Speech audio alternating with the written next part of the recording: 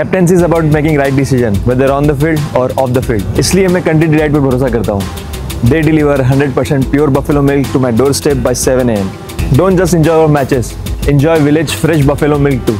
Download the Country Delight app. Operation Sindoor ప్రత్యేకత ఏంటి? ఇందులో భాగంగా మనం అనుసరించిన యుద్ధ నీతి, యుద్ధ వ్యూహాలేంటి, ఏ రకమైన వ్యూహాత్మక ఎత్తుగడల్ని మనం అనుసరించాం, ఏ రూపాల్లో ఎన్ని రకాలుగా పాకిస్తాన్ పైన ఒత్తిడి తెచ్చాం, ఆపరేషన్ సింధూర్ సిగ్నిఫికెన్స్ మనకు పైన సమాచారం యుద్ధ సమయంలో ఎక్కువ రాదు. ఎందుకంటే యుద్ధ సమయంలో కాన్ఫిడెన్షియాలిటీ ఉంటుంది, ఆపరేషనల్ డీటెయిల్స్ షేర్ చేయకూడదు కూడా. కానీ ఇప్పుడు కాల్పుల విరమణ జరిగాక ఈ సమాచారం కాస్త బయటికి వస్తుంది. అధికారికంగా కాకపోయినా విశ్వసనీయంగా, may not be official but credible సమాచారం వస్తుంది. ఇందులో ముఖ్యమైనది ఏంటంటే Karachi blockade. Karachi Pakistan naval headquarters లాంటిది ఒక కీలకమైన స్థావరం. కరాచీని పూర్తిగా దిగ్బంధనం చేశాం. ఇది 1971 వారప్పుడు అప్పుడున్న స్ట్రెంత్ ప్రకారము 6 యుద్ధ నౌకలతో కరాచీని దిగ్బంధనం చేశాం. ఇప్పుడు కూడా మళ్ళీ INS విక్రాంత్ నేతృత్వంలో 36 నావల్ అసెట్స్తో కరాచీని బ్లాకేడ్ చేసి గురిపెట్టి ఉంచాం. ఏ క్షణంలోనైనా అవసరమైతే అటాక్ చేయడానికి. ఎందుకంటే మన మిలిటరీ, అలాగే ఎయిర్ ఫోర్స్, నావీ ఈ 3 వ్యవస్థలు కూడా పరస్పర సమన్వయంతో పనిచేశాయి. ఎందుకంటే మారిన వార్ఫేర్ యొక్క లక్షణం. ఈ వార్ఫేర్లో టెక్నాలజీయే కాదు, ఇంటర్ సర్వీసెస్ కోఆర్డినేషన్ కూడా చాలా కీలకం. ఎందుకంటే LOC వద్ద మన గ్రౌండ్ ఫోర్సెస్ పాకిస్తాన్తో నిరంతరం తలబడుతూనే ఉన్నాయి. ఎయిర్ ఫోర్స్ స్పష్టమైన సుపీరియారిటీని చూపుతూనే ఉన్నాయి. అలాగే నావీ కూడా సంసిద్ధంగా ఉండి ఒక రకంగా నావల్ వాల్, అంటే భారతదేశ తీరం పైన పాకిస్తాన్ అటాక్ చేయకుండా పాకిస్తాన్ తీరం పైన ఇండియా అఫెన్స్గా అటాక్ చేయడానికి సిద్ధంగా ఉన్నాయి అన్నది వార్త.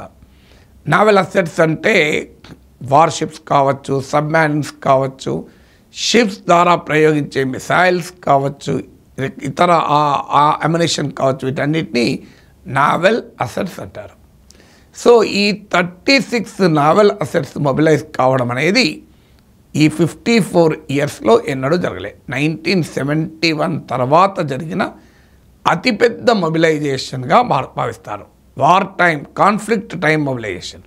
పీస్ టైంలో ఎక్సర్సైజెస్ కొరకు మొబిలైజ్ అవుతాయి, అది లెక్క కిందకి రాదు. కానీ కాన్ఫ్లిక్ట్ టైం మొబిలైజేషన్ ఇది అతిపెద్దది అని. అంటే పాకిస్తాన్ కాల్పుల విరమణ వైపుగా ఆలోచింపచేయడంలో ఈ భారత నావీ పాత్రకు ఇది ఒక ఉదాహరణ అని. ఎందుకంటే ఇంత బ్లాకేట్ చేయడంతో కరాచీ పోర్ట్ నుంచి పాక్ కదలికలు కూడా అవకాశం లేకుండా చేశాం. దాంతోపాటు ఇంటర్నేషనల్ షిప్స్ కూడా ఈ వాటర్స్లకి రావటానికి భయపడ్డాయి. ఏ క్షణంలో ఏ కాన్ఫ్రంటేషన్ అవుతుందోనని అవి కరాచీ రూట్ను అవాయిడ్ చేసి రీరూట్ అయ్యాయట. సో ఇంత భారీగా బ్లాకేడ్ చేయడంలో INS విక్రాంత్తో పాటు 7 వార్షిప్స్, అది కూడా బ్రహ్మోస్ మిసైల్స్, వరుణాస్త్ర లాంటి అటాకింగ్ థింగ్స్, అలాగే మిసైల్స్, ఇతర మిసైల్స్ను కలిగి రాగా 6 సబ్మెరైన్స్, 6 జలంతర్గాములకు కూడా వెంటరాగా ఒక మ్యాసివ్ నావల్ వాల్ భారతదేశం చుట్టూ, భారత తీర ప్రాంతం చుట్టూ ఒక నావల్ వాల్ నిర్మించారు అనేది వార్తలు వస్తున్నాయి.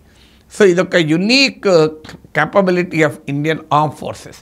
భారతదేశ సైనిక బలగాలు చూపిన ఒక అద్భుతమైన శక్తి సామర్థ్యం. ఇతర అంశాలు మన మీడియాలో చదువుతూ వచ్చాం.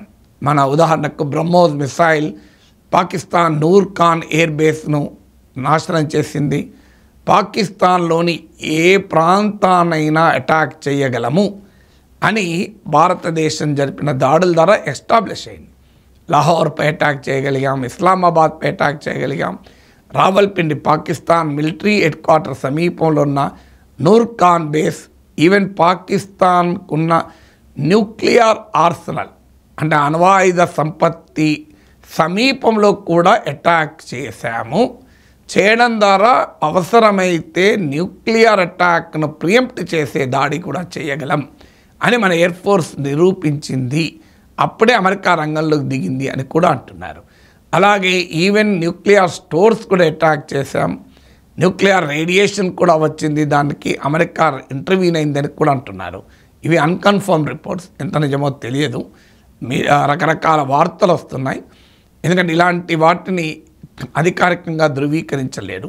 అందుకే డైరెక్టర్ జనరల్ ఆఫ్ ఎయిర్ ఆపరేషన్స్ను అడిగినప్పుడు ఫలానా కిరాణా హిల్స్లో న్యూక్లియర్ స్టోర్స్ పైన ఇండియా అటాక్ చేసిందట కదా అంటే ఆయన చాలా తెలివిగా సమయస్ఫూర్తితో అనుసరించాడు. ఓహో అలాగా, అక్కడ న్యూక్లియర్ స్టోర్ ఉందని మాకు ఇన్ఫార్మ్ చేసినందుకు ధన్యవాదాలు అన్నాడు. కానీ అలాంటి ఏవీ లేవు, కానీ ఉన్నాయని కానీ సమాధానం చెప్పలేదు. సో ట్రంప్ అయితే మాట్లాడుతున్నాడు, నేను న్యూక్లియర్ వార్ ప్రివెంట్ చేశాను, మిలియన్స్ ఆఫ్ డెత్స్ రాకుండా చేశాను అని ట్రంప్ మాట్లాడుతున్నాడు. సో క్లియర్గా బహవల్పూర్ నుంచి ముర్షిదాబాద్ వరకు పాకిస్తాన్లోని అనేక ప్రాంతాల్లో ఉన్న టెర్రరిస్ట్ బేస్ల్ని అటాక్ చేయగలిగాం, పాక్ ఎయిర్ డిఫెన్స్ బ్రీచ్ చేయగలిగాం. ఇది ఒక మామూలు విషయం కాదు, ఎందుకంటే ఎయిర్ డిఫెన్స్ అనేది చాలా కీలకం. ఇండియన్ ఎయిర్ డిఫెన్స్ రోబస్ట్నెస్ కూడా క్లియర్గా ఎమర్జ్ అయింది. అలాగే రష్యా నుంచి ఇంపోర్ట్ చేసుకున్న S-400 Indian made Akash missile డిఫెన్స్ల ఎఫికసీ కూడా స్పష్టమైంది. చైనీస్ మేడ్ ఎయిర్ డిఫెన్స్ యొక్క వల్నరబిలిటీ కూడా ఎస్టాబ్లిష్ అయింది. అందువల్ల ఆపరేషన్ సింధూర్ చాలా క్లియర్గా ఇండియన్ ఆర్మ్ ఫోర్సెస్కు కన్వెన్షనల్ వార్ఫేర్ సాంప్రదాయ యుద్ధంలో ఉన్న సుపీరియారిటీని చాలా ఎలాంటి అనుమానాలు లేకుండా ఎస్టాబ్లిష్ చేసింది. దాంతోపాటు ఇక పాకిస్తాన్కున్న ఏకైక ఆశ న్యూక్లియర్ అనే భయం, దాన్ని కూడా బ్లఫ్ అని నిరూపించాం. ఈ స్థాయిలో అటాక్ చేయడం ద్వారా న్యూక్లియర్ థ్రెట్ చూపి, అనుభూతి చూపి భారత్ పైన అటాక్ చేయొచ్చు అనే పాక్ దుర్మార్గ వ్యూహాన్ని కూడా ఛేదించాం. ఛేదించడమే కాదు, ఇప్పుడు ఈ అన్కన్ఫర్మ్ రిపోర్ట్స్ బట్టి చూస్తే ఈవెన్ పాక్ న్యూక్లియర్ అటాక్ ఉపక్రమించే అవకాశం ఉంటే అది ముందుగానే క్రెడిబుల్ ఇంటెలిజెన్స్ ద్వారా తెలుసుకొని దాన్ని డిజేబుల్ చేయగలిగిన సామర్థ్యాన్ని కూడా భారత్ ప్రదర్శించింది ఆపరేషన్ సింధూర్ ద్వారా అంటారు. సో అందువల్ల మన ఆర్మ్ ఫోర్సెస్ సుపీరియారిటీ క్లియర్గా కనబడింది. అందువల్ల ఆపరేషన్ సింధూర్ ఆపడము, కాల్పుల విరమణ అంగీకరించడం అంటే మన ఆర్మ్ ఫోర్సెస్ వెనక్కు తగ్గడము కాదు, వాటి అసమర్థత కాదు. It was not a military decision. DGMO military operation స్థాయిలో చర్చలు జరిగినా ultimately it's a political strategic decision.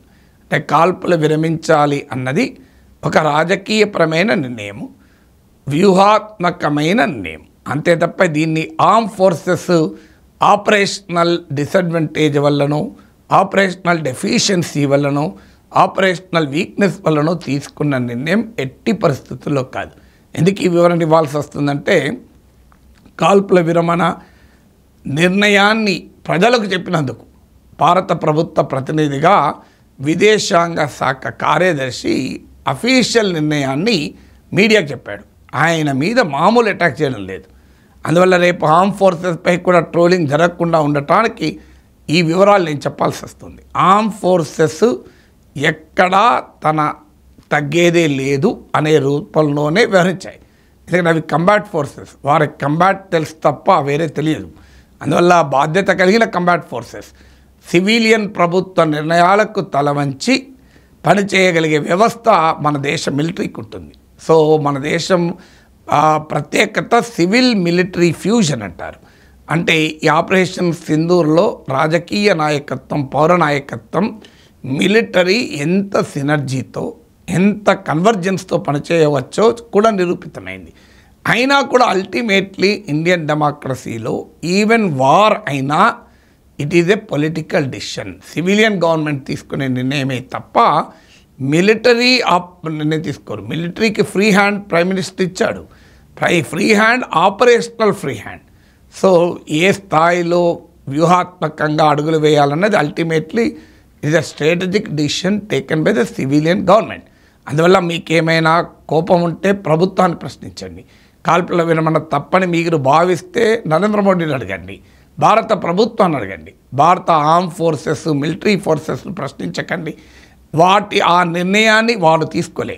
DGMO స్థాయిలో చర్చలు జరిగాయి, ఇంకా డీజీఎంఓనే తీసుకున్నాడని చెప్పి డైరెక్టర్ జనరల్ మిలిటరీ ఆపరేషన్స్ పైన ట్రోలింగ్ చేయకూడదు. ఆ నిర్ణయాన్ని అనౌన్స్ చేసినందుకు ఫారిన్ సెక్రటరీ విక్రమ్ మిస్రీని ట్రోలింగ్ చేయకూడదు. If you have anything to ask the prime minister, ask the government of India. అందుకే ప్రతిపక్షాలు అడుగుతున్నాయి, పార్లమెంట్ సమావేశం పెట్టు, ఆల్ పార్టీ మీటింగ్ పెట్టు, మేము ప్రజల్లో ఉండేటువంటి ప్రశ్నలను అడుగుతామంటున్నారు. సో ఆన్సర్ చెప్పాల్సింది ప్రభుత్వం తప్ప ఆన్సర్ చెప్పాల్సిన అవసరం ఆర్మ్ ఫోర్సెస్కి లేదు. ఆర్మ్ ఫోర్సెస్ అద్భుతమైన శక్తి సామర్థ్యాలు ప్రదర్శించాయి. భారతీయులు గర్వించేలా యుద్ధభూమిలో తమ పాఠవాన్ని చూపాయి.